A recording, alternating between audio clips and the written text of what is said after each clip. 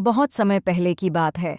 समुद्र और पहाड़ों के बीच बसा था नीलपुर नाम का एक छोटा सा गांव। गांव छोटा था, पर प्रकृति से भरपूर। चारों ओर हरे भरे खेत, नारियल और पीपल के पेड़, और गांव के पास ही बहती थी एक गहरी, रहस्यमयी नदी, जिसे लोग नीलधारा कहते थे। नीलधारा सिर्फ एक नदी नहीं थी। गांव वालों का मानना था कि उसमें कोई रहस्य छिपा है। कहा जाता था कि उसकी गहराइयों में कोई जादुई शक्ति रहती है।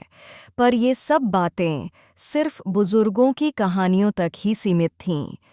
इसी गांव में रहता था अर्जुन, एक गरीब लेकिन ईमानदार मछुआरा। अर्जुन की उम्र करीब 25 साल थी। उसके माता पिता का देहांत बचपन में ही हो गया था। वह अपनी बूढ़ी दादी धनकौर के साथ झोपड़ी में रहता था। अर्जुन रोज सुबह सूरज निकलने से पहले उठता, अपनी टूटी फूटी नाव लेकर नदी में मछली पकड़ने चला जाता। जो मछलियां मिलतीं, उन्हें बाजार में बेचकर वह और उसकी दादी गुजारा करते। धनकौर अक्सर कहा करती थी, बेटा, धन से बड़ा कर्म होता है। जो मिला है उसी में खुश रहना सीखो।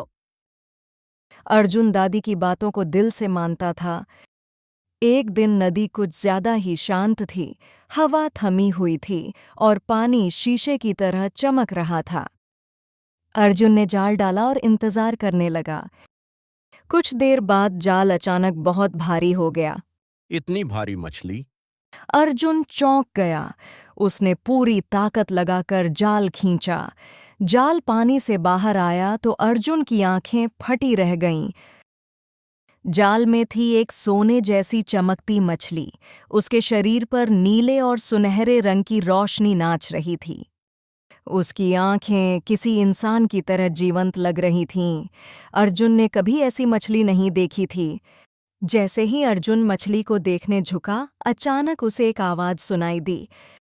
मुझे छोड़ दो अर्जुन। अर्जुन डर के मारे पीछे हट गया।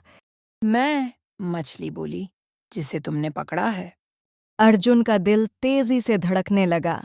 पर अजीब बात यह थी कि उसे डर के साथ साथ शांति भी महसूस हो रही थी। मछली ने कहा, मैं नीलधारा की रक्षक हूँ। अगर तुम मुझे छोड़ दोगे तो मैं तुम्हारी 3 इच्छाएं पूरी करूंगी। अर्जुन कुछ देर चुप रहा। उसके दिमाग में कई ख्याल घूमने लगे। बड़ा घर, ढेर सारा पैसा, गांव का सबसे अमीर आदमी बनना। लेकिन फिर उसे दादी की बातें याद आईं। उसने मछली से कहा, मुझे कोई इच्छा नहीं चाहिए। मैं तुम्हें वैसे ही छोड़ दूंगा। मछली हैरान हो गई। तुम पहले इंसान हो जिसने बिना कुछ मांगे मुझे छोड़ने का फैसला किया है।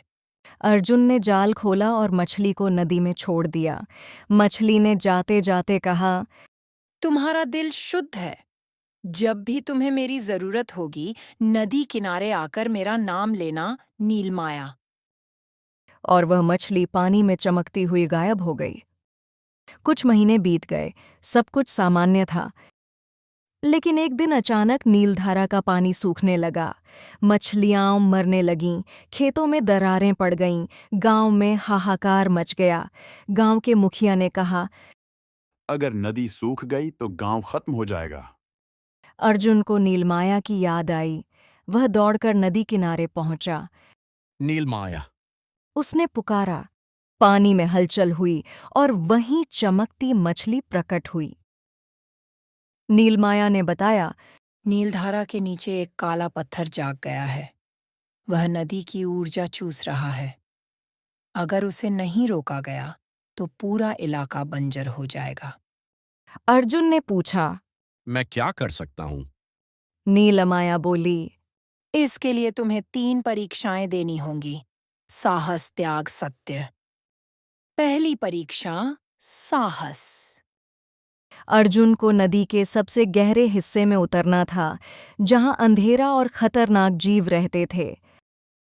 डर के बावजूद अर्जुन पानी में कूद गया। रास्ते में विशाल जलसर्प ने उसका रास्ता रोका। सर्प गरजा।